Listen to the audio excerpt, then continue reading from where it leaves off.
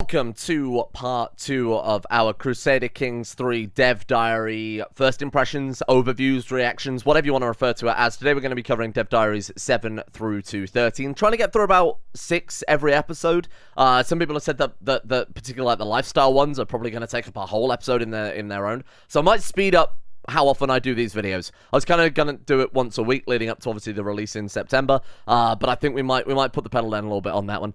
So, as I explained last episode, I have no beta access to CK3, I've not signed any NDAs, I've received absolutely zero press material whatsoever, because I'm only a small YouTube channel. So, bear that in mind as we go forward here, that my opinions aren't coloured, and I feel like I can be fairly honest with things as a result of that. So, Dev Diary 7, and I think it's relevant, me bringing that up today, because my big complaint with CK3, not really a big complaint, but my personal... The thing I've disliked the most has actually been the art direction with CK3, and I think that's what we're going to be looking at a little bit with this first Dev Diary, funnily enough, with characters and portraits. Now, I'm coming at this from the perspective not as a player, but as the perspective of someone who has done CK2 modding quite extensively. This is kind of where I went, ugh, when I first saw it, because the actual fidelity and the art assets used in CK3 are obviously leaps and bounds better than CK2. I've done portrait modding for CK2, as some of you might have unfortunately seen with the Thernos previews. I've done, obviously, trait modding. My workshop mod is one of the highest upvoted workshop mods of all time. Not that I'm bragging. So that is something that I have a lot of experience with. However, that is with the minimal art style currently present in CK3. I do not have the ability to create 3D... Well, I mean, I don't have the time to create the 3D modeling necessary to produce a high-fidelity mod that would be able to match what we have in CK3 right now, which is, I think, in some ways, potentially the death of single-man teams of CK3 mods, because I'm not going to be able to match, obviously, the art assets they're using for the 3D mods here. I'm not going to be able to match the art assets for their traits especially. These are all very high fidelity. They're obviously very well drawn by an actual artist, rather than just somebody with Photoshop. And this is why, again, I'm coming at this from a fairly unique perspective, I think, as not of a player. As a player, I would be like, wow, this is insane, and rejoicing. But from the perspective of someone who is obviously a single person working on CK2 mods, this has definitely really put a damper on my spirits a little bit for CK3 modding. Maybe they will address this in future Dev Diaries. I know there's been recently a Dev Diary created, which has a lot of information about modding, which a lot of people have asked me if I've seen yet, and I'm obviously trying to work up to it, rather than trying to digest information in weird order. I want to do it chronologically, so that I can kind of see not only things as they were intended to be seen, obviously as Paradox published the Dev Diaries, but also so that we can see the progression of the game from original Dev Diaries to obviously now. This, for me, frightens me, because it means that I'm not going to be able to port over my traits mod, which we had for CK2. I'm not going to be able to do silly portrait modding in CK3, because I'm not a 3D designer, I'm not a 3D modeler, I'm not an artist. So this, for me, is kind of like, well, I guess I'm stuck to gameplay mods, assuming that that's not also going to be fairly complex. So from the perspective now of just a player, obviously they look good. Do they look better than CK2?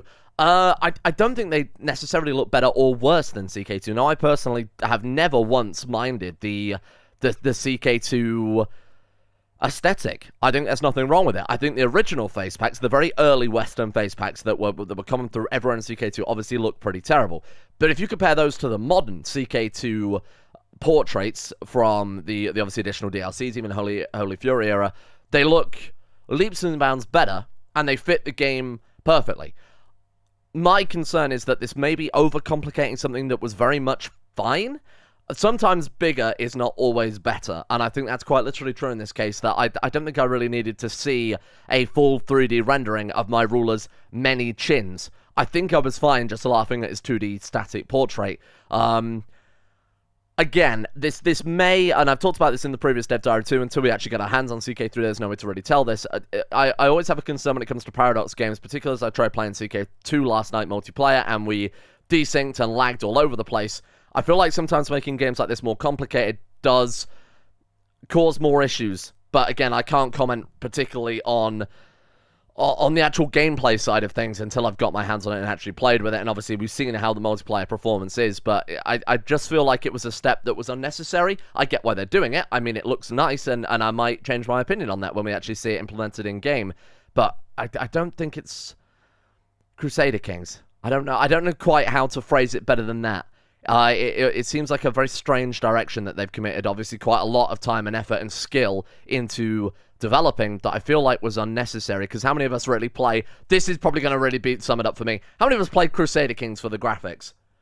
And that's really where I take my position on that, and I can understand a lot of people are very happy with this. I mean, again, it looks fantastic, I definitely can't complain about that. I'm just kind of wondering whether or not the trade-off of losing those single mod teams or mod teams that don't have artists, whether losing those people as developers of mods is worth the trade-off. Anyway, they also talk briefly in this dev diary about how fame has been adjusted, so instead of just having prestige and piety that you can spend on stuff, you get an increasing level of fame or devotion. I assume fame being prestige and devotion being piety. Those give you access to things like more knights. They mentioned somewhere in this big old paragraph a bit about stronger holy wars, so maybe holy wars that can now target kingdoms rather than just duchies, which was, let's be honest, quite a lot of torture if you were, say, playing a Christian Jerusalem and you were trying to holy war out from that. Going duchy by duchy to try and take over the Abbassides takes a very, very, very, very, very long time, even though it is still duchy by duchy. So I quite like that idea. And that's really kind of it. They talk about how they've obviously switched out from the paper doll portraits for full animated 3D characters. I actually completely didn't mention that, but you will obviously need to animate it as well as 3D model. You'd probably be rigging it as well, which sounds like it's gonna be quite a lot. And I get that for, say, the mods I make, obviously they're mostly based on regular CK2, so not a big deal, but I'm thinking for people like Game of Thrones, people like Elder Kings, people like the Warcraft mod, this sounds like it's gonna be chaos to try and fully make and 3D model characters from, I mean, copyrighted franchises. You're making 3D models of characters from copyrighted franchises and then adding them to a game. 2D art, fine. I just worry that some studios might not be able to make the distinction and might flag it up as copyrighted content, but we'll see how that goes. They have done before. There's been many a game recreation shut down because of 3D assets. Something like the KOTOR remake, for example, is a pretty good one. That was shut down the second LucasArts picked up on their 3D copyrighted assets. That it was gone. So I just worry about things like that. Again, that's all speculation. Basically, this entire dev diary is speculation, just coming from a point of big concern. It looks good. Again, from a player's perspective, everything looks great here. From a kind of meta modding perspective, it's doing me a significant frighten. Dev Diary 8 covers courts, guests, and wanderers, and to be honest, the thing I talked about very briefly last episode with the mods that we've recently been playing in our CK2 playthroughs is ever more evident that they might have been taken from the dev diaries and kind of implemented backwards into Crusader Kings 2. So they talk about this really cool feature that they've referred to it as just kind of a neat feature, as you can see here, about how Courtiers are kind of tidied up, or maybe more specifically focused might be a better way to interpret what they're talking about in this post, where they might be a bit more useful than they are in CK2. So peeling back the curtain a little bit, in CK2, Courtiers are, I mean, there's kind of two factors to this. Courtiers basically do nothing for a start, besides act as like occasional event targets. But AI in CK2, they are very good at making it seem to the player like the AI is actually doing things. For example, in decisions, AI will generally just assess how frequently they want to do that decision. There is not really much of a strategic play behind it. They will just basically be allowed to take the decision, say once a year, for example, or however frequently you set that on the AI chance to do.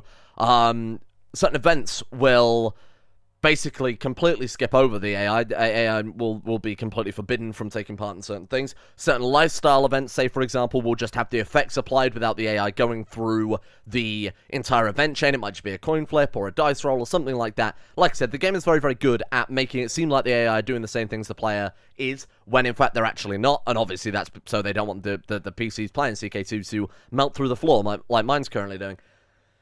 This seems like quite a nice way of getting around that, because how many times do you have it in CK2 where your courts, and I feel like this is almost in direct response to the new feature they've added with court limits and court pruning, you have a lot of courts in CK2 that are just ram full of characters that do absolutely nothing, and you have no idea who they are. And it seems like in a medieval court, if you're in the court of an emperor, the emperor should really know who he's kind of keeping around. You don't want just a bunch of randomers in your court if you've got plots on your head or claimants hanging around waiting to steal your throne. I feel like having a court of randomers is not really conducive to that. So it seems as if they are focusing on courts. And that's a good way to phrase it. Actually, what they've written here, there'll be more core members, you know, people that you'll actually recognize, and they use the expression "no strangers at the dinner table," which I quite like. That sounds like a fun feature. I think that's a lot better when you're actually allowing the courtiers to develop a bit more naturally, rather than, like I said before, it's kind of a coin flip right now. So this seems like only a good thing. So definitely no complaints there.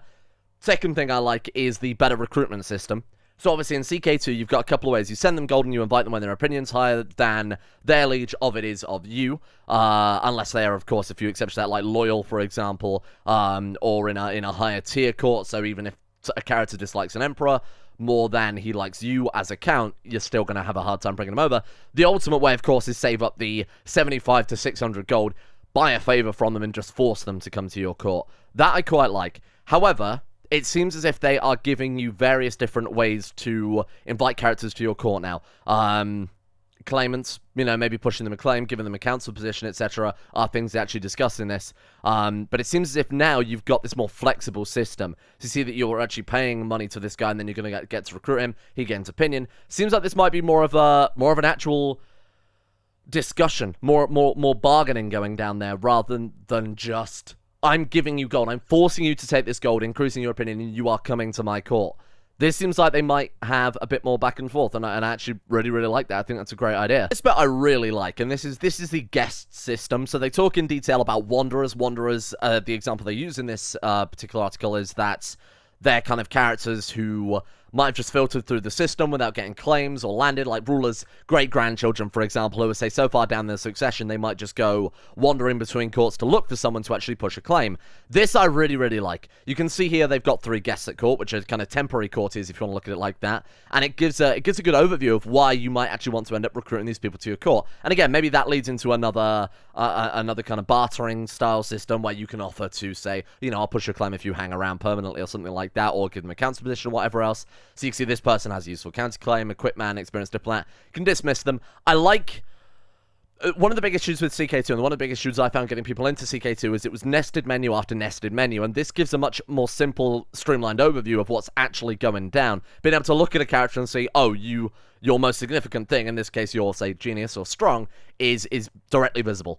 I really, really like that feature. I think that's fantastic, and it's going to save a lot of time messing around, flipping through bloody menus all the damn time. So that seems like a pretty solid addition. Overall, I'm pretty happy with all of these features. I think they're all things that CK2 has needed for a very, very, very long time. It's just easier micromanagement, and that's exactly what it is. Courtiers are the microest of micromanagement, unless you are doing specific, you know, I've spoken to people who do like courtier breeding programs, so they'll only invite people who are geniuses to court, make sure they're being bred, so you've got a lot of genius stock in your court. That is madness. Especially because genius characters spawn so frequently, like I talked about. It's so easy to just send them 60 gold, buy a favor, invite them to court. Now it seems like it's going to be a lot more of a metagame to your courtiers, and I actually really like that. You know, actually stocking your court with key characters might be, for once, actually beneficial to the realm. So we have Dev Diary 9, which is lifestyles, and this I'm not sure about. This I'm really hoping they expand on, and actually the next Dev Diary 10, is lifestyle events, so they do go into a little bit of detail about that one. Firstly, I want to kind of get my thoughts out on this as a first impression. This actually does me a significant frighten as well. Specifically, it sounds very, very gamey for the player, and I feel like the AI is going to struggle with it. Now, I've brought this up before. I don't think it was in this particular series, but I have brought up the concept before of the player being able to massively outpace the AI by being far more focused than the AI ever could be. For example, you play as a strong character in CK2, you marry specifically a strong or genius woman, you end up with a child with, say, strong and genius. From the age of 0, you start training them in martial. When they're old enough, you put them into a martial society. As you play as the character, you pick a martial focus. With a good education, with those congenital traits, with the whole lifestyle, you know, you pass down your artifacts to them, whatever else. You've ended up with a character that the AI would never, ever be able to focus that heavily on, because the AI systems are pseudo-random. As a result, you're able to massively, massively outpace them. And with a highly optimized character like that, you're never going to be matched, and piloted correctly, you're going to always be able to defeat the AI in that regard, because the game is actually fairly balanced across the board, except in the conditions of the player, because you can't balance players. My concern about this is that, so let me just sum up actually what they talk about here. So you've got different focuses. Focuses have a different consistent effect. So in this case, it gives a passive effect of +1 learning. Small boost to health. I hope they specify that a bit further in the future. I kind of like the obfuscated health, which is why I never understand people who play with, say, the tooltip. It's always good to kind of guess where you're at. Communicating that directly means that you will obviously take less risks and things like that, but I feel like small boost is a little too vague. They also offer this thing called learning experience. Now, this is really where I take umbrage with, is that you can buy perks for points. Now, I've taken this image and enlarged it in this tab here, so you can kind of see what they're talking about. So you've got, like, various different within, so you've obviously got the 5 different trees here corresponding each to a primary stat: diplomacy, martial, stewardship, intrigue, and learning. You can choose traits depending on your experience. So as you see up there, I mean, what would we offered with the learning one? So learning experience 30 per month. This guy has unlocked 2 perks and needs 1,000. I'll assume that obviously per level the perks become more and more expensive. Otherwise, it would be a little too easy there. Oh, you can actually see it over here. So this guy's currently hasn't taken any focus, but you can take diplomacy. Oh, they all give 39 per month. Okay, that's interesting. You got foreign affairs, majesty, and family focus. And they're kind of very similar to CK2 in a way. So you've got here fertility plus 25% for the family focus. My concern is very much the trait system itself, though. Particularly as, again, the AI is not really going to be able to come up with a game plan that succinctly unless they've done something incredibly good with the AI. And I worry that for players, a system like this, there is always going to be a correct choice. There is always going to be something that, unless balanced very meticulously or nerfed to the point of almost unnoticeability, there is always going to be a best system mathematically. And I mean, say for a game like, oh god, this is going right to the deep end here, Path of Exile, right, is the first thing that comes to mind. There are optimal choices to take there, but a lot of the in-between perks are just shit like plus 30 HP. You know, it's garbage in between the really, really powerful perks. And obviously you pick your lifestyle based on the powerful perks, not based on the individuals. Because these are quite shallow trees, I worry that there is always going to be a best path to take with regards to diplomacy, with regards to lifestyle. Same way in CK2, there is a best education, in my opinion, to take for kids. Or there are best lifestyle traits in CK2 to take. How frequently do we take carousing? Or how frequently do we really go for... I can't even remember...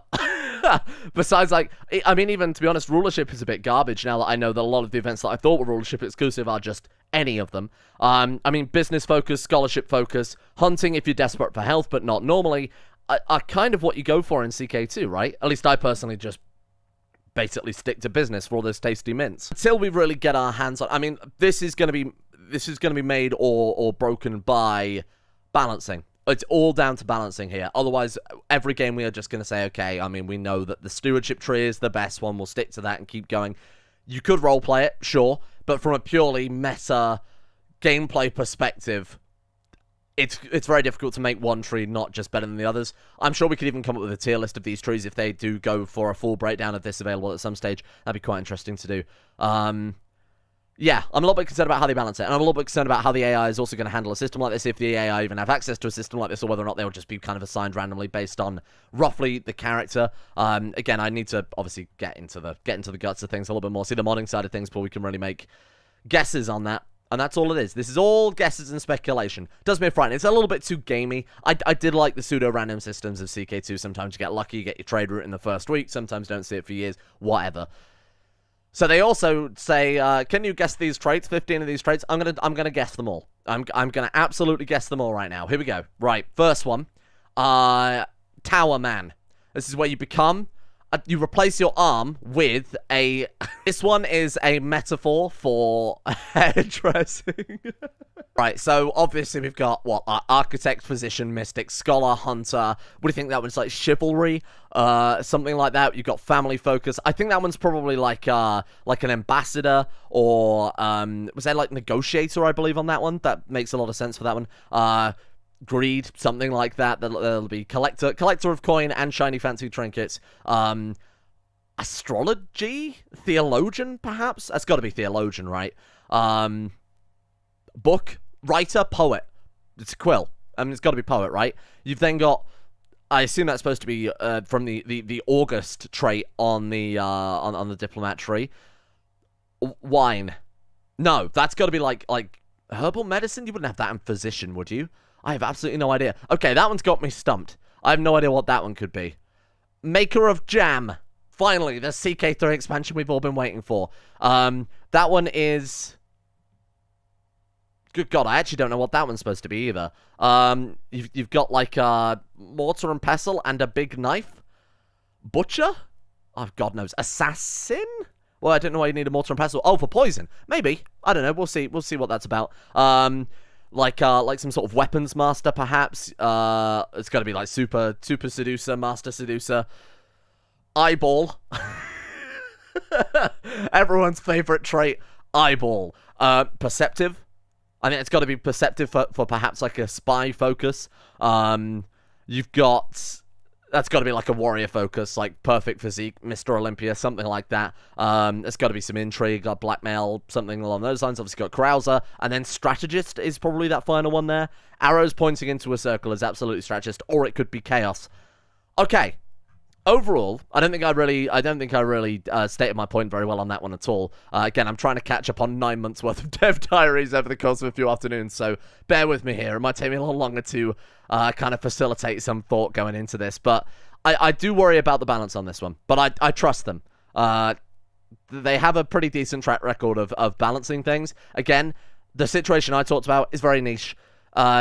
New players especially won't be able to read between the lines and start setting up a multi-generational dynastic play to have the perfect warriors or something like that. That's for people who have long-term experience. That's for people who want to do that and commit to that particular play style. Obviously, the AI is never going to be able to do that, and the AI wouldn't do that because it's not historically accurate, which we all play CK3 for, and that and to collect eyeballs. Actually assuaged some of my doubts in Dev Diary 10, Lifestyle Events, first published, only 7 months ago. I'm just a little behind.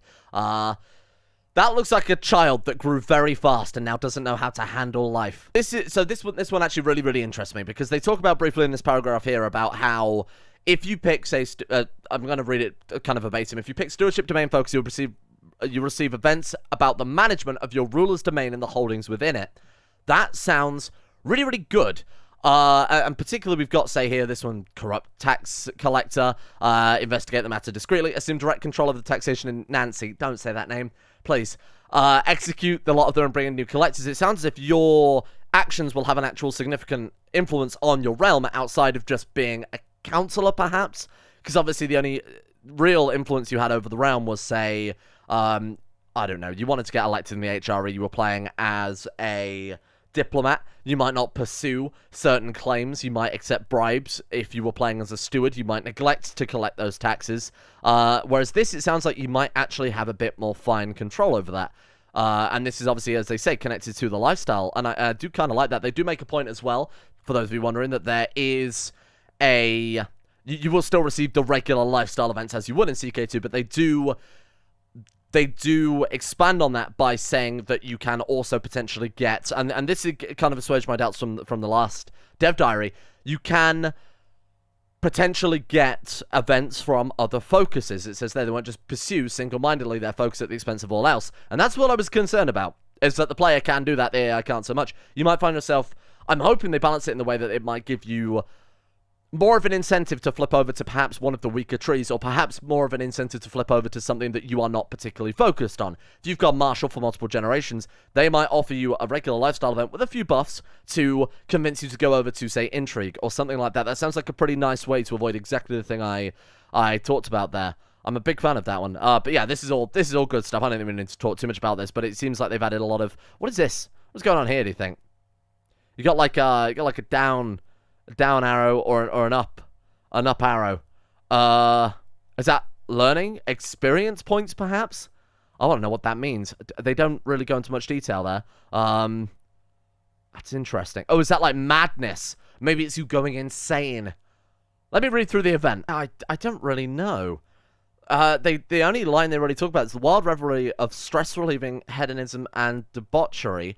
Maybe that's supposed to represent stress. Do you think so? Because there's a lady saying like, "Oh my lord, will you spend a night of fair loveliness with me?" And obviously with the option telling her to GTFO, it seems to gain a lightning bolt by his ear, which is the common. I believe that's actually the symbol in Sweden for stress. So reading between the lines here, that's absolutely the case, and I'm 100% right.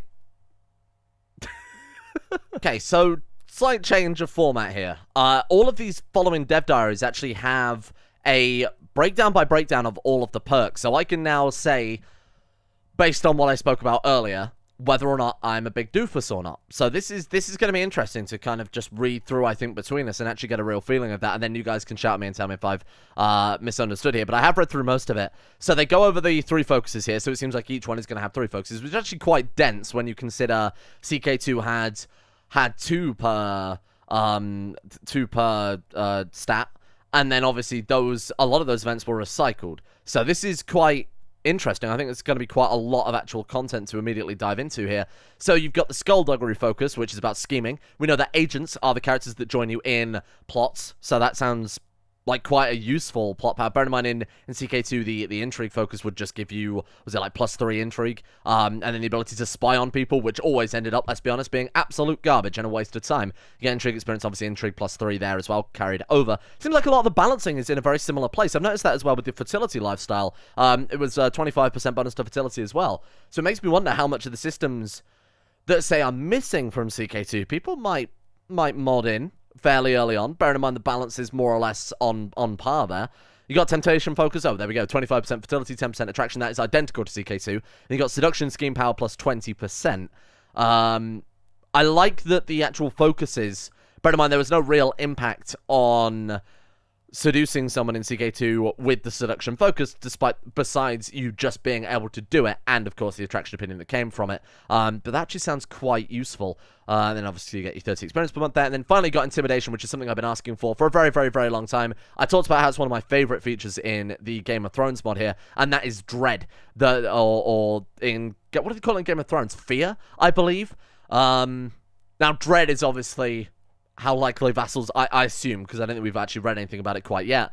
That sounds like a system that they're obviously going to add to make it so your vassals are kept in line. You can still be that horrible, arbitrary, cruel ruler, but if you are an efficient, arbitrary, cruel ruler, that is going to obviously incite some dread in your vassals. People aren't going to step out of line. You can still do things right as an arbitrary and cruel ruler, whereas in CK2 being arbitrary and cruel was arguably objectively a bad thing, because your vassals hated you, even if you did the right thing for the realm. If you were plunging thousands into hospitals and education and the army and whatever else, they still kind of hated you because, oh, he's cruel. Doesn't matter what he's doing and how he's doing it. It's a morally wrong thing. Whereas in this, it makes it sound like you might actually be able to do that, which I like a lot. So they actually go through. It turns out that was torturous. So I guess the other one with the drop of wine, it looked like, or grape juice, I guess. That was probably, I guess, herbalism or something along those lines. Anyway, it looks as if now I looked at this and I thought, oh god, it's The Witcher, because you've got Seduce Duchess Matilda here, and obviously a certain amount of what do we call them? Traffic lights, green dots. It seems a little.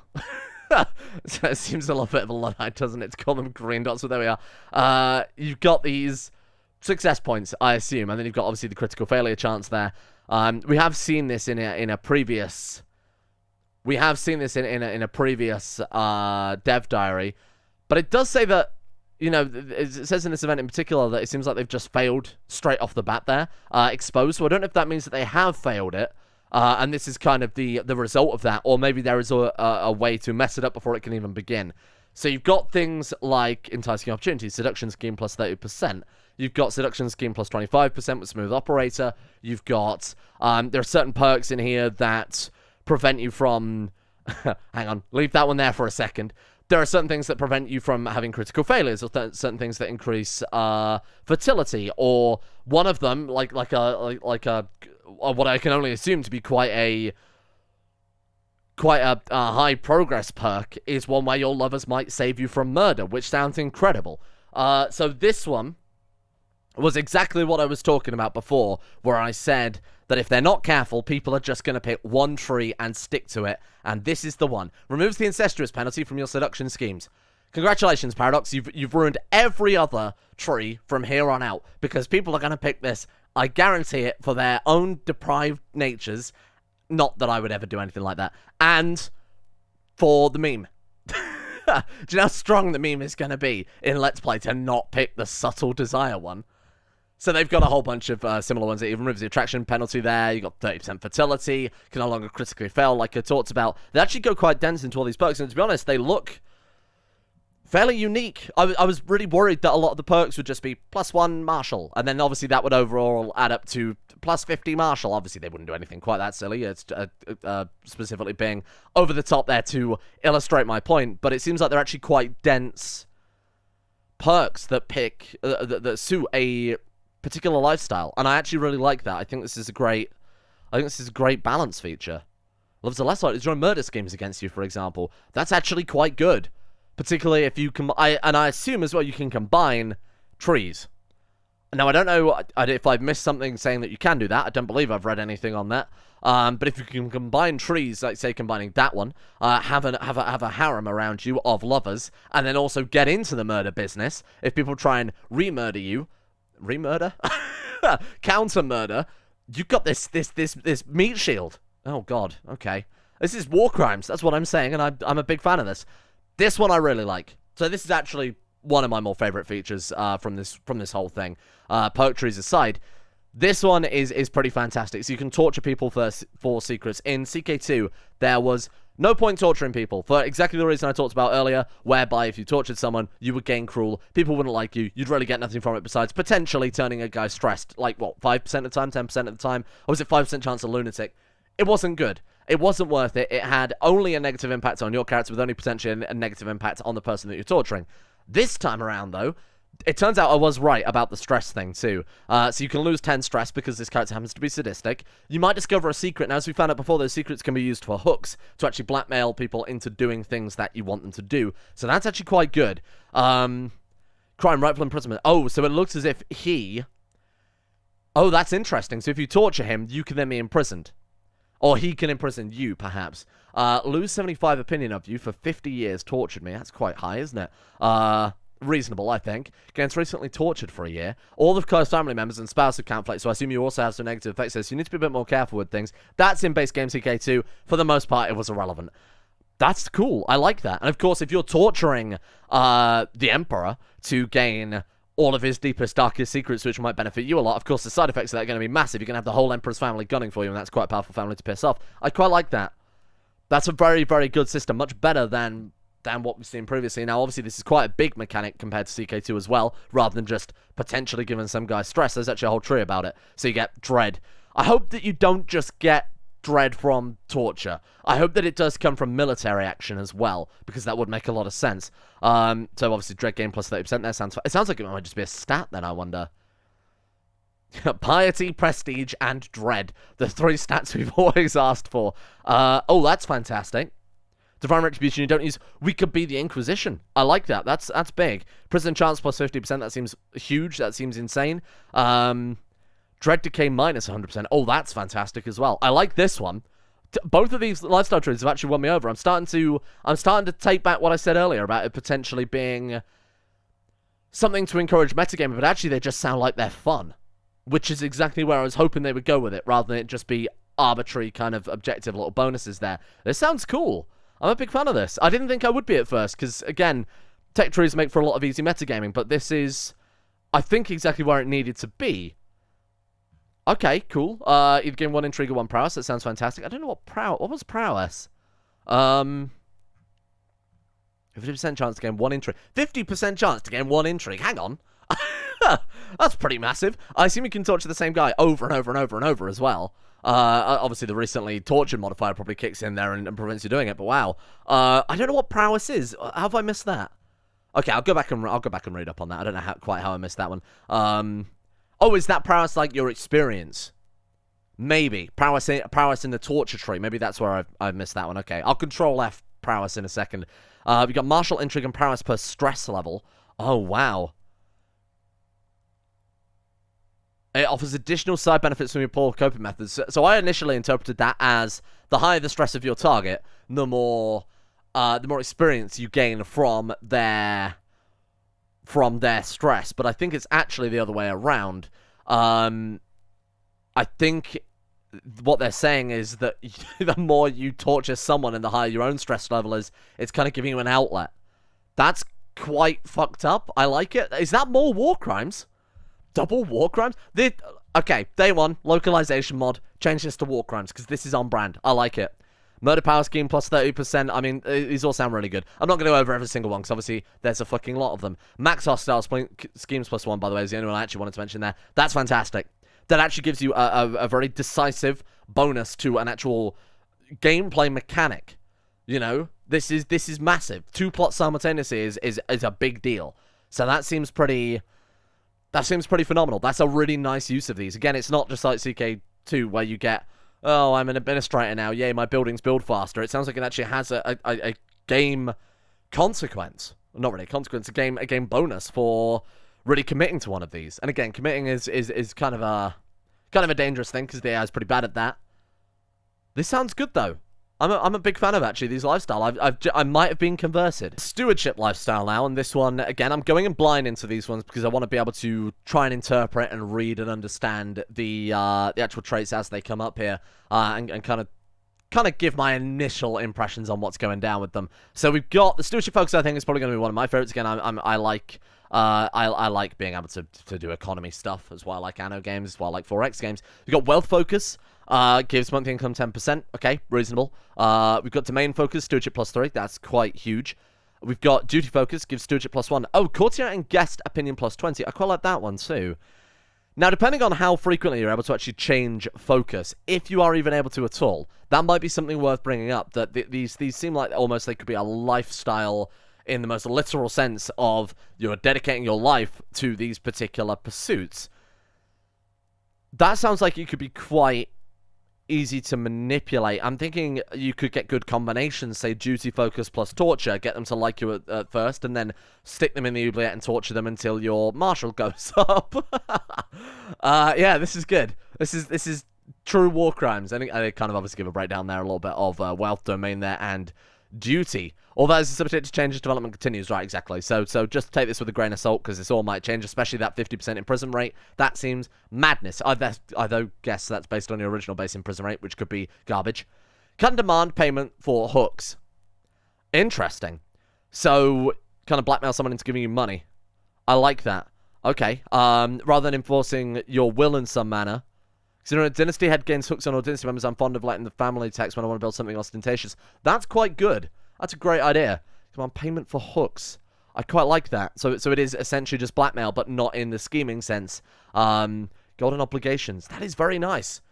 Can use the extort subjects decision. Something in CK2 none of us, I think, ever used. If you were obviously that was an ambition in CK2 where you wanted to build a treasury. You got the option to extort the subjects, and it was always horrible because you'd accrue a disgusting amount of tyranny. And I assume it's probably quite similar in this as well. Can sell titles. Oh wow. That's okay. Does not involve selling your line titles, but small minions, knighthoods, and honoraries.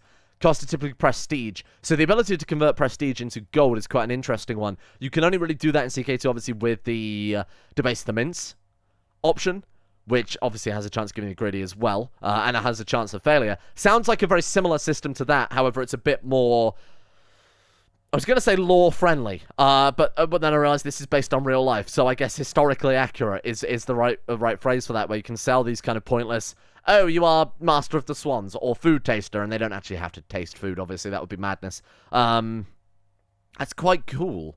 That's a good plan. I like that. It definitely makes it, I mean, it's the same as debase the mints, essentially, but again, it's a bit more, it just seems a bit more well-placed. Debase the mints always felt a little bit strange that you were able to pull gold out of absolutely, well, I mean, you're debasing the mints, but you were minting coins quite a lot, depending on how lucky you got. So this one makes a lot more sense. And again, if it's prestige locked, it means that you're limited to, obviously, I mean, how prestigious you are. An emperor is going to be able to sell a lot more knighthoods than Count Nobody. But when it came down to CK2 with the debase the mints, you guys did it at the same speed. Except in certain mods, which obviously rebalanced it to scale wealth, which worked a lot better, but there we go. So we've got vassal tax contribution increase, Republican ruler opinion. Okay, so are they gonna have government types yet? I don't believe they have. You got Republican governments. Okay, interesting. I assume that's going to be your trade republics from CK2, but I mean Republican can mean any sort of things with regards to government. Monthly income while at war plus 25%. That's very nice as well. Helps take off some of that, take some of the edge off of potentially mercenaries, retinues. I quite like that they are mixing and matching that to some extent, because one of the big complaints I had with CK2 is that really, when you were at war, if you had the business focus, all you could really do with the business focus to help lend you to war, even though war was a very commonplace, very expected thing as part of gameplay, really you could just kind of debase the mints and buy troops with it. And that was really it. This is quite a nice combination that there is actually a way for a stewardship, perhaps oriented character to still focus on warfare via the means of stewardship. And I think that's quite a nice compromise. I like the meeting in the middle there to some extent. Men-at-arms maintenance per dread. Oh, wow. So that's your retinue cost basically being reduced by 0.5 per dread level. Again, I really want to see if you can combine these trees. If you can go a little bit into Torturer in combination with Steward, that's going to be a fantastic little bonus there. Now, this one's my type of thing. Building construction cost down by 10%. I like that. Gold, prestige, piety cost down there as well. Building construction time down by 30%. Holding construction time down by 30%. This sounds incredible. Domain limit plus 2. That's kind of the thing I will admit I was a little bit worried about, where it just become like, that's, you know, plus 1 stewardship, basically. Or that'd be the equivalent of about plus 4 stewardship in base game CK2. So that's like, a little bit hit and miss on that one. Popular opinion plus 50. What?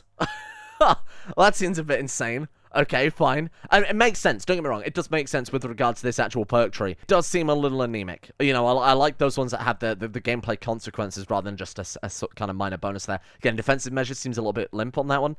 Levy reinforcement rate 100% is insane. But again, it's ways to engage in warfare via the medium of stewardship, and I actually quite like that a lot. Collect tax effectiveness up 25%. Okay, fair enough. Threat vassal opinion and liege opinion plus 20. Lickable. I think they put that in the wrong tree. Tell the line. Your vassals are less likely to join independence factions. That's pretty good. That's quite a powerful one as well. Again, maybe a little bit of the intrigue creeping, a little bit of diplomacy creeping in there to the stewardship tree. I like that they haven't just committed to the, you know, like the CK2. Buildings are cheaper, bigger domain size, more gold. It seems as if they have actually tried to vary it a little bit by throwing in, like I said, those pieces of diplomacy and martial, vassal levy contribution plus 10%. Happy powerful vassal tax plus 25%. Happy powerful vassal tax plus 25%. Why does that sound so weird? Happy powerful vassal tax. That sounds like a really horrible government mandated law that they've painted up to sound nicer than it is. It's okay. Don't worry about it. You might be starving to death and your coffers might be running dry, but it's just part of the happy powerful vassal tax. Meritocracy. You can use claim throne against your liege. That sounds war crimes. Oh, I like that. A scheme called Claim Throne can obviously only be ever risky if you employ against your liege, gain a claim on the realm. Oh, that sounds very good. So you can claim a kingdom, perhaps an empire to your title. And then obviously now you've got a claim on it, you push it, or as they mentioned, you can obviously have your factions jump in on that one. This is interesting. Before I go, I want to highlight some parts of modability on this system. The structure of the setup of the perk trees is scriptable, which means one can easily add things, move things around, and set requirements for each perk. Very nice. Someone else, it's possible to make all perks from a lifestyle form a big single tree instead of 3 separate ones. Wow. So you could actually go, harkening back to the Path of Exile thing, one big, massive tree, all spanning from a center point. That would be crazy. I would love to see that. I don't know quite how feasible that would be. That almost sounds like it'd be a better choice for the AI in a way, you know? But that sounds fantastic. When it comes to a model, what would be able to make a perk to? Well, pretty much anything. Given character modifiers running specific effects being used as a trigger for other things. That's quite nice. Okay, this is big. I won't go too much into the modding thing. Maybe we'll do a separate episode on modding for those of you who actually care about the kind of modding talk. And then finally, we got the learning lifestyle. Dev Diary 13. We're up to February. We're catching up.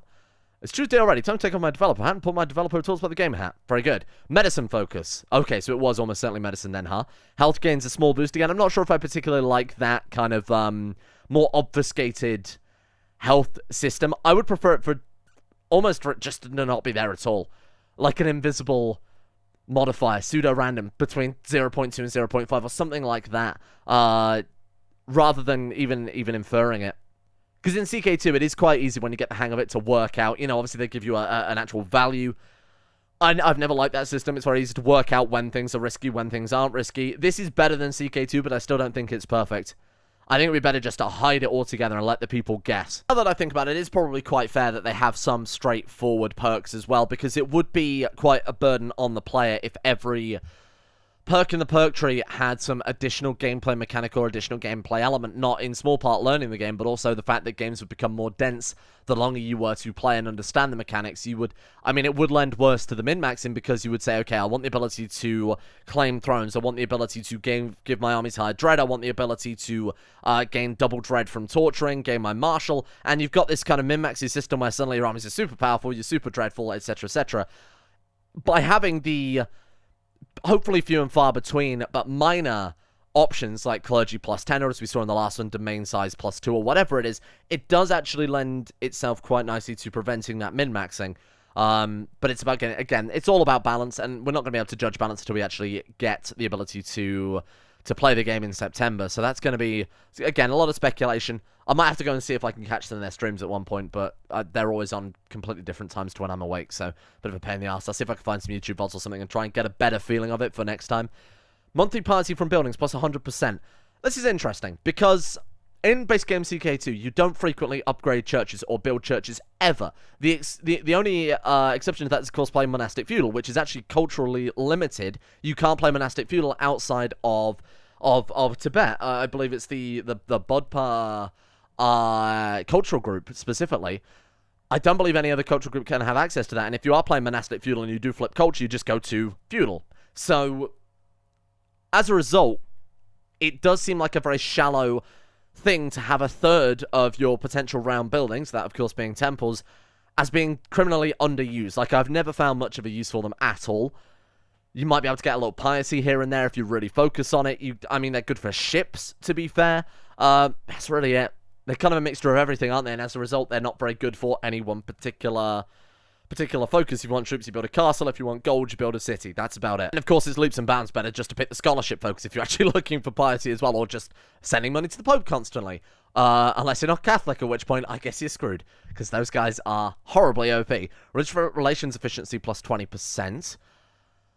Council task, right? Got it. Okay. Just wanted to make sure I was interpreting that correctly. Okay, that's actually not too bad.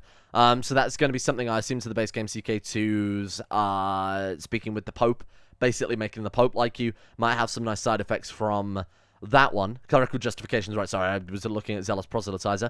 Level of devotion impact plus 100%. Level of devotion reflects how good of a believer others think you are. As with other similar values, it is increased by gaining piety, but your devotion experience does not fall when you spend piety. Right, okay. So we actually, they said about that, it's like fame and devotion, is it not? Again, this is my only concern about getting a little bit too gamey, is that you've got these high levels of devotion, so again, you could go high, super theologian, erudite, scholar, genius, etc., bloodlines that give bonuses to that, a wonder in your capital, a big old cathedral, etc., and then you can also get these levels of devotion as well, and really min-max it far beyond any time the AI ever could. So we'll see exactly how that's implemented, obviously, on release, but it does sound like it could be, for players looking to get achievements, let's phrase it like this, for players looking to get achievements, not looking for the roleplay, not looking for the multiplayer side of things, perhaps looking for challenge runs, or cranking the difficulty right up and being right up against it, I feel like the min-maxing potential in this is gigantic, like bigger than CK2, and it's already pretty damn large in CK2 when you're getting up to 35, 40 martial as a regular old character without any modded features. That's already quite powerful. So this seems like you might be able to take that but ramp it up, but with a lot more kind of foresight, micromanagement, planning. It's a fair trade-off, but it does seem, again, like the AI might struggle with it a little bit there. Okay, interesting. Defender of the Faith against Tyranny Gain is quite nice, same faith opinion. Tyranny Gain. So that would be, I assume, the same system as base game CK2, perhaps. Interesting, okay. Diplomacy level per level of devotion. Oh, so different faiths have different effects. This one I assume is Islam, based on the moon there. Monthly piety plus 20% diplomacy per level of devotion. Defender of the Faith gives minus 25% tyranny for this religion. Okay, multiple variations. Right, that's actually quite a cool idea. That's the problem with something like a theology focus, is that there's a lot of religions in CK2.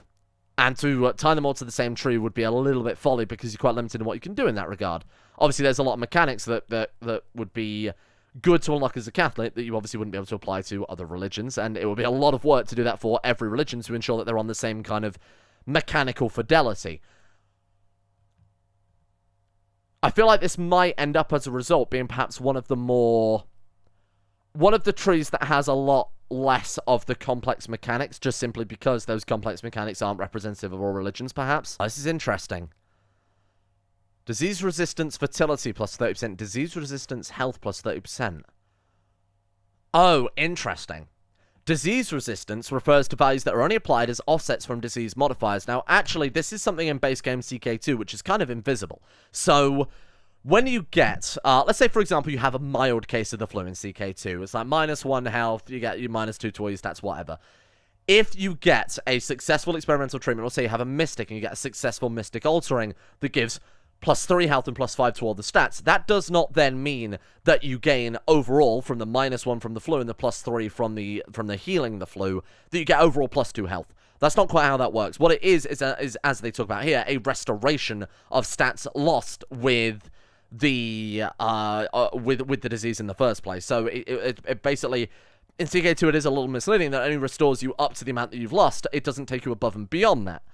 So that's worth bearing in mind, that this system is technically already in CK2. This isn't a change or anything like that, but it seems like they've made it far clearer, which I like a lot, because that was a source of constant confusion for many people, myself included, until I actually went and bothered to pick apart the disease files, and see that isn't the case, that obviously you can't just get a cough and then end up being Superman from it. Health, significant boost. Oh, I don't know why I feel so weird about this one, but I just don't know that for me it's... Health significant boost. Do I like that? No, and I can't quite work out why. I would almost prefer it again to be not something... I understand why they've done it, and I understand why it's significant to the game. If you dedicate your whole character's life to being healthy and fit, then you should deserve to live a longer life as a result of that, but you've obviously sacrificed on other, more short-term powers. I don't know. I still can't work out what would be a good solution to that, but I just don't like I don't even like them addressing it.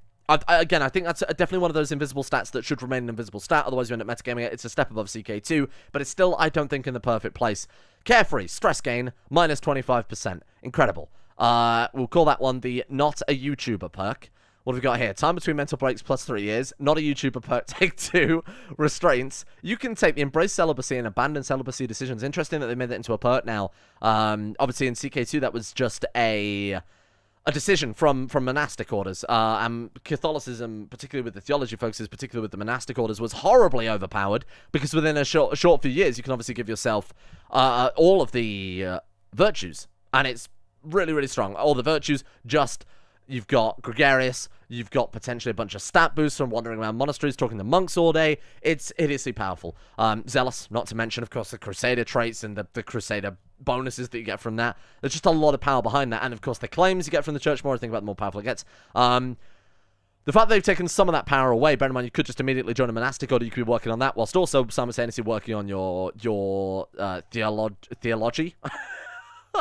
Theology focus does make it very much I was gonna say like a double-edged sword, but that's not really the right expression to use there.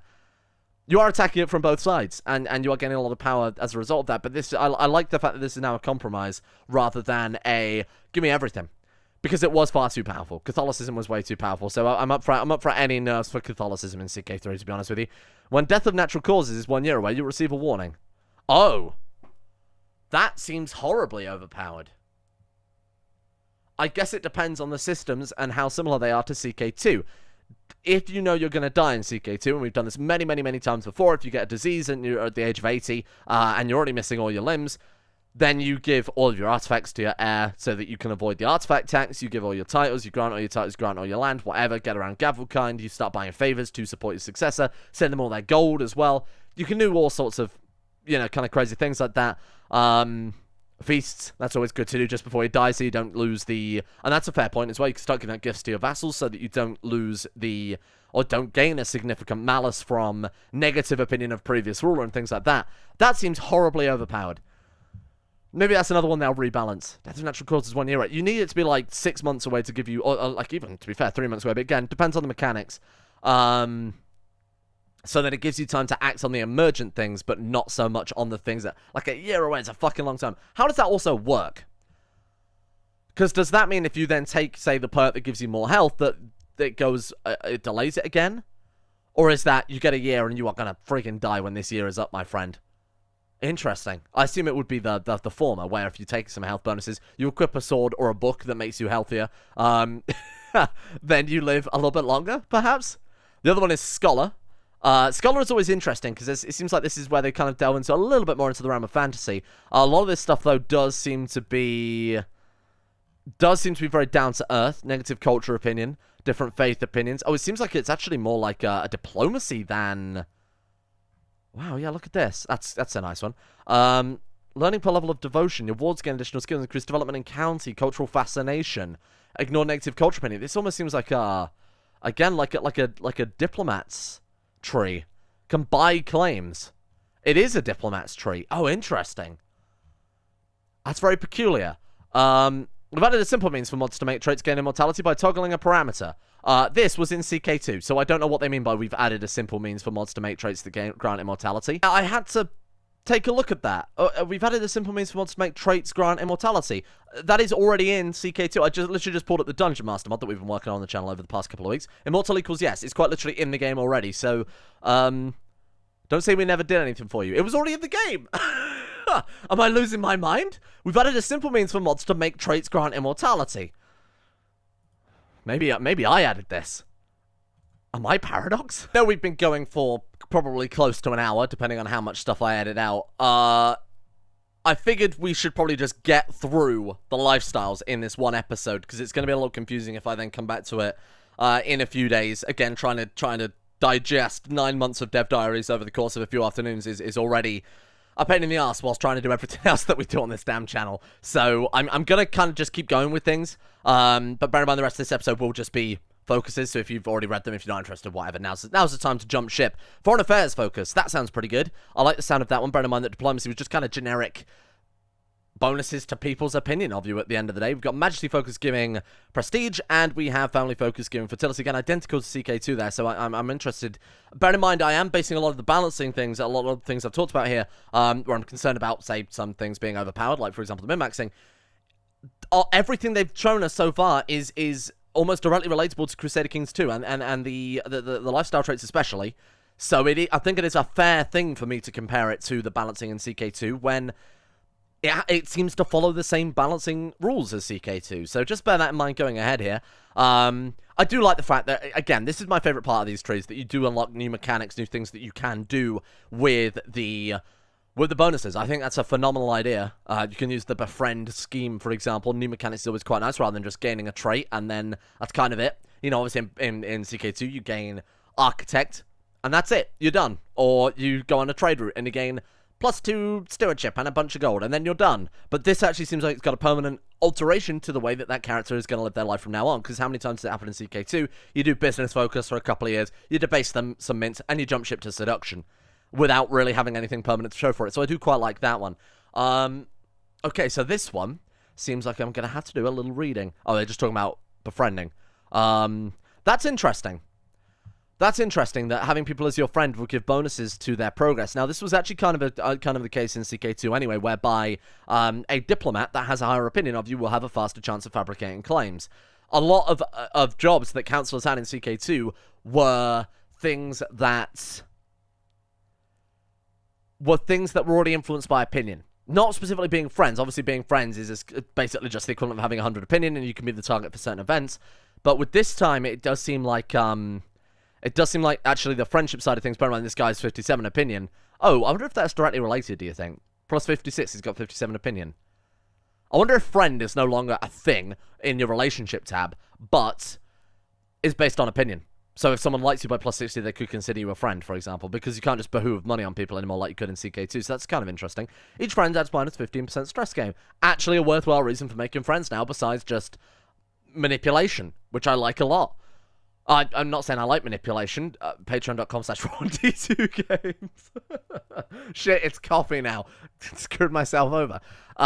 Minus 15% stress. What was I talking about? I've thrown myself off here, hang on. So it seems like friends are actually friends rather than just assets to be manipulated, which I think is quite a nice change. It means that there's a little bit more character building involved. Like, for example, the very famous relationship between Joris and Trashy was phenomenal, but Trashy was just a kind of a good counselor. They didn't really do much besides go hunting together and get wounded occasionally. Flatterer. Befriend scheme power plus 30%. Personal scheme success chance plus 50% against family members. Oh, that's quite good. Interesting. Okay, that sounds pretty good, though. I heard something apocryphal that, like, the actual expression is, the blood of battle is thicker than the waters of the womb, so it actually means that friendship is better than family. Might be apocryphal, might be some loser on Tumblr making it up or something like that.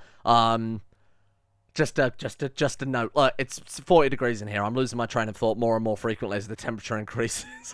Heart of the family. Close family opinion plus 20.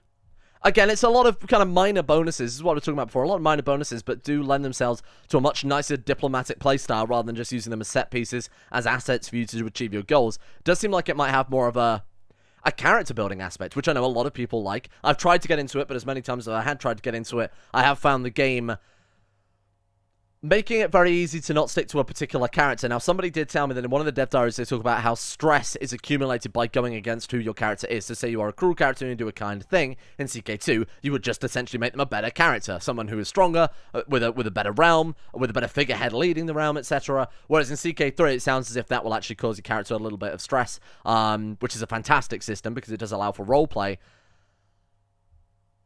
It seems as if that is what they're going for this time. I almost feel like they're bridging the division between, or sorry, they're increasing the division between Crusader Kings and EU4. Now, I've heard, and again, this might also be apocryphal, that somebody said that there would not be any ship battles in Crusader Kings 2 because it is then too close to EU4. They want to save that feature for a game where it can be much better represented, but also obviously not to cannibalize their own products, which is reasonable. Paradox are a business, okay? Let's kind of underline that there. They are not infallible. They are not perfect, like any business would be, and their goal is to sell games. So I can understand that they would not want to add ships to CK2 and kind of deprive, not deprive, but save that feature for another game, and perhaps people would view it as depriving a game or a fan base of a particular mechanic, but it does make a lot of sense that they would do that because, again, they're a fucking business. This sounds like they are almost... I'm not going to say double downing on that because it made everything I just said sound positive, but I meant sound negative, but I meant it as a positive thing. It does seem like they are adding that extra, and I feel like that's also why they've done the 3D models, by the way, because that's why I actually liked CK2 over EU4, was that there was a lot more personality behind it. You had characters with a visual face, with an aesthetic, which changed over time. They got older, they got scarred, they gained weight, obviously, in the latest patch as well. It gave that much more personal feeling to it. It gave that roleplay ability for those of you who wanted it. Obviously, again, I've tried doing that, and never really saw the point, given that you can just adjust a character's personality, quite literally the click of a button, and I do appreciate that feature of CK. I need to write that down, and we need to do a video on shit that I really like in CK3 at some point, because this is all going to be fairly rambly, but I could do an actual proper... journalism? Oh, God. How far I've fallen. I just want to scream about war crimes, okay? This is YouTube. There's no legitimate work that happens here. Sound foundations. Each living child gives one random skill point. That's fantastic. That's actually incredible. Culminates in the family hierarchy trait. Patriarch for men, matriarch for women. Comes with diplomacy bonuses, fertility, stress game reductions. That was already kind of in the... That was kind of already in CK2, but you had to have the fat trait as well to become a jovial patriarch / jovial matriarch. Gave the fertility bonuses, diplomacy bonuses, whatever else. That's quite nice. Diplomat. Now, again, we've seen the scholarship tree, which I kind of said was a diplomat tree. I'm very interested in how these two are going to be more varied, particularly scholarship in base game CK2. I was a little disappointed to see that, actually. I didn't mention it at the time, but scholarship in CK2 was more about the occult. You know, there was definitely a massive and occult aspect to that, or it was either the choice of occult or heresy. you got the choice of becoming an heliocentrist scholar and going against church doctrine, or you had a chance of buying the Necronomicon and killing Cthulhu in a boat, both of which seem to have been sidestepped. Now, I'm not saying that CK3 should have the fantasy elements. However, I do believe a lot of people, myself included, were big fans of the fantasy elements, particularly when they used the medium of lunacy to add that to the game, because it gives it a very real-life, grounded, reasonable way to add that, but also have a lot of extra kind of fun, weird mechanics to things. You know, how fun is it to play as Charlemagne and end up killing Cthulhu? That's weird. That's cool. And it's a nice twist on things for those people, and those people who are into the crazy kind of historical accuracy frothing at the mouth if there's so much as a single river out of place, then those people can still justify it during gameplay as a reasonable thing that's occurring because of your character's mental state. We haven't seen much of that yet, and I'm hoping that's not true of CK3. I'm hoping they do bring that back, even if, like I said, they have to do it through the means of lunacy, or perhaps your stress gets so high you start hallucinating things like Aldrich's monstrosities. That would be fine by me, is all I'm saying, Paradox. Can propose one alliance without a marriage. Oh, can propose one alliance without a marriage. Is that to... I know how you're supposed to interpret that, but I'm actually reading it the other way around, that you can't propose alliances without marriage, which, if true, is a bit of a strange system, because what if you've got a brother that's landed? Or what if you've got, again, any close family member that's landed? Or what if you have a non-aggression pact, like you have in CK2? That seems like a weird thing. Can we straight up ask someone if they... Now, I understand that in CK2, the most common way to obviously secure an alliance, hiccups, is not via hiccups, is via marriage. So, that does raise a big old flag, in my mind, that they might have adjusted that system. I mean, it's historically accurate again. I mean, they've got to bow to the whims of those who enjoy that type of thing. Interesting. We'll put a pin in that. I feel like that's probably not the case at all. That there are probably much more flexibility in the alliance system. This is probably paramount to that you can obviously propose an alliance without a marriage right there. It's literally written right up, brain. I don't know what you're talking about. But it is something to worth bearing in mind. Anyway, each alliance grants +1 diplomacy. That sounds absurd. Embassies. Each alliance grants +1. That's actually a really nice way to do that. Yeah, I can't see any issues with that whatsoever. I mean, alliances in CK2 are a bit of a ball ache to get. You can buy favors, obviously send gifts, get them into non-aggression packs, form alliances, etc. That is quite a nice feature. I think that's a much better way of doing it in some ways. Okay, fair enough. Foreign affairs effectiveness. So that's things like improving relations, fabricating claims, perhaps. We've got fabricate claim on counter speed +75%. That's what I like to see. Fabricating claims in base game CK2 is horrible. In some ways, it's the only way you can actually grow. If you're a Catholic count in the middle of the HRE, you're very limited in what diplomats you can invite to court, because you are a Catholic count in the middle of the HRE, so everyone else, I mean, the only way is up from there. So you're quite limited in who you can actually have, short of training your own children, and fabricating claims is painfully slow, unless you start marrying for claims, but then, of course, you're not going to be able to marry for many claims because you're a count. So this is a nicer bonus, because there was a lot of issues with fabricate claims. I think a lot of people had. Game of Thrones one, and I believe also the other Kings have methods of increasing claim fabrication speed, whether that by game rule or magic. In a lot of my series, I do actually bump the claim fabrication speed to double, because there are times where we can't do anything but fabricate claims if we're playing a foreign culture or foreign religion, playing the underdog like we normally do. Marriages are off the cards, either restricted by religion or restricted by opinion, like lower opinion because we are a heretic or a foreign culture or something like that. So this is a nice little thing. I do like that. Able to use Ducal Conquest Casus Belli. Okay, that's quite good. Bear in mind, you can only really do county-conquests in CK2, even including the Jade Dragon Casus Belli, which are extremely expensive. Even those only really allow you Ducal Conquest. The only time Ducal Conquest I think you can ever have in the base game is Shattered World, if I'm not mistaken. I think that's it. I'm trying to think if there are any religions that give... No, because, I mean, even Norse, they have... I mean, you get Ducal Subjugation. Obviously, you've got Holy Wars, but even then, it's only single county conquest, isn't it?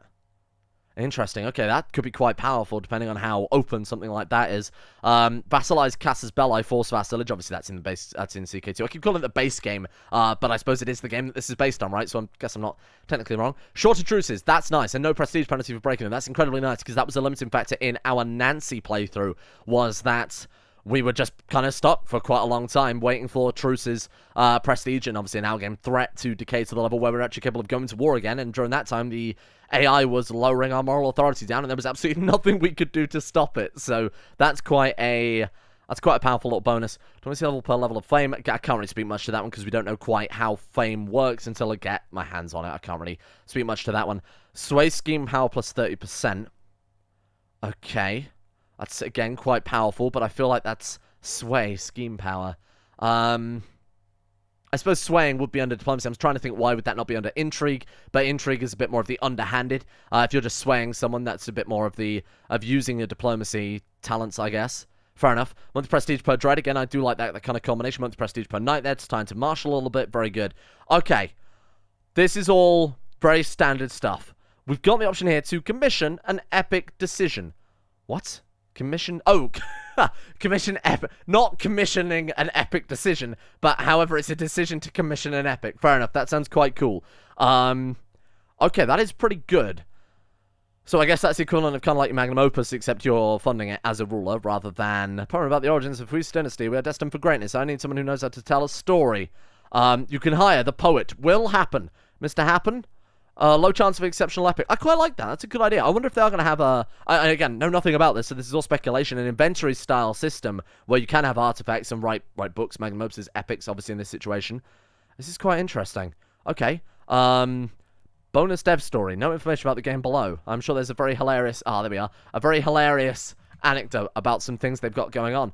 Very nice. Diplomacy lifestyle seems pretty much exactly what I imagined there. Again, I like the fact that they are tying it into some of the other lifestyles. I think that's fantastic, and I quite like the gap between scholarship and diplomacy being bridged, although we are potentially sacrificing the eldritch and the strange for that. But diplomacy seems like one of the more standard. I mean, diplomacy is essential to every round, right? So it's not quite as... Maybe not quite as interesting as the intrigue, which I feel like everybody's going to be going for. Finally, then, to wrap up our, basically, dev diary on just lifestyles, we have Marshall. What do you think? Chivalry, perception, and warfare. Chivalry... Eyeball. It's got to be perception, or... I really have no idea.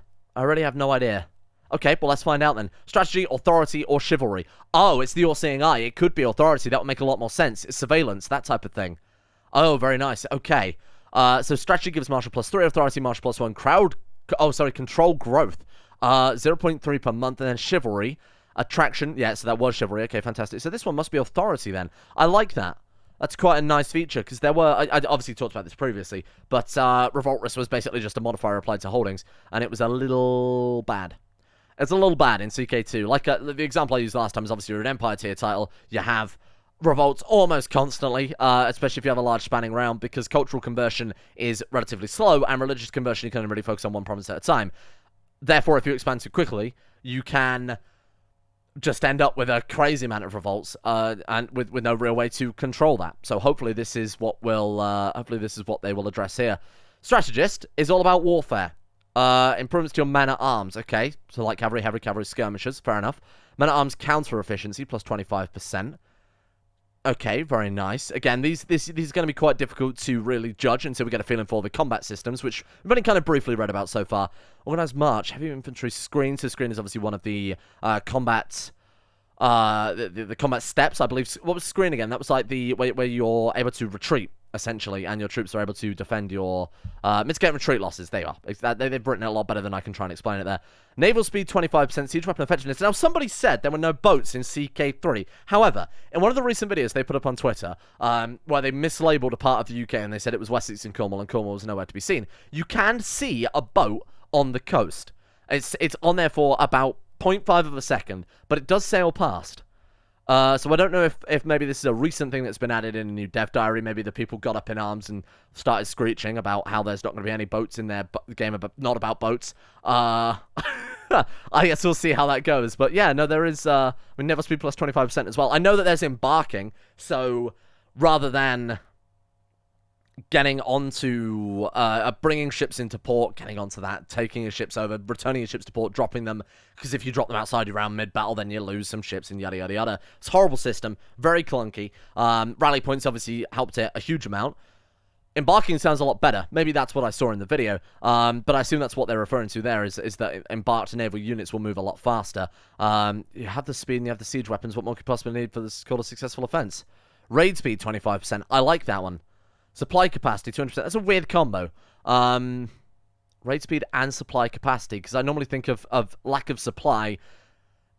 In my head, I correlate it to feudal rulers going to war in places they shouldn't be. I'm not taking that as a political stance. I'm taking that as if you go and raid Norselands or something like that, or if you go and attack Norselands and holy war them and whatever else, you're obviously taking a lot of hits there. Going through the desert, places like that, you're taking a lot of hits there. It seems weird that that'd be a combination, because I can't imagine there's going to be many raiding characters that also suffer from supply issues until you flip to feudal, at which point you might not be able to raid anymore. You do have the exception of things like Berbers, but again, they're already in the desert, so supply is not much of a big deal there. It seems like a weird combination. We'll see how that goes. And you got siege progress there too. Very nice. Casus Belli, minus 50%. How do you fabricate Casus Belli? Do they talk about this one? Boosting diplomacy and martial cross wars of freely. Okay, that's very nice. Minus 50%. Do you think that's in terms of time? Prestige, gold, all of them, perhaps? It seems very powerful. It also seems like at the top of the tree, which is pretty nuts. The end of the tree finds strategist trait. Gives a boost in both diplomacy and martial, allows you to cross water freely, and increases the number of dead soldiers your enemy suffers when facing you in battle. That sounds very, very nice. Now, this is War Crimes. Overseer. Increase control in county progress gain by 20%. Very good. For quick expansion, that's going to be essential to, obviously, preventing those rebellions that we talked about previously.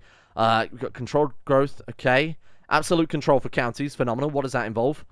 Counties will have full control over will give you 10% more tax and levies as long as you maintain your iron grip on the populace. Say no more. I'm in.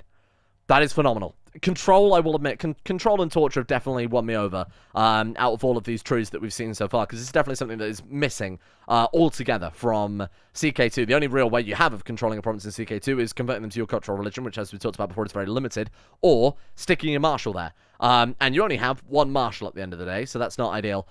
Woman's home, control of territory, defending advantage +5. Okay, fort level +1. Fort level +1 where? Everywhere? That's quite powerful, I think. If you were an emperor and you had that, fort level +1 everywhere is very powerful.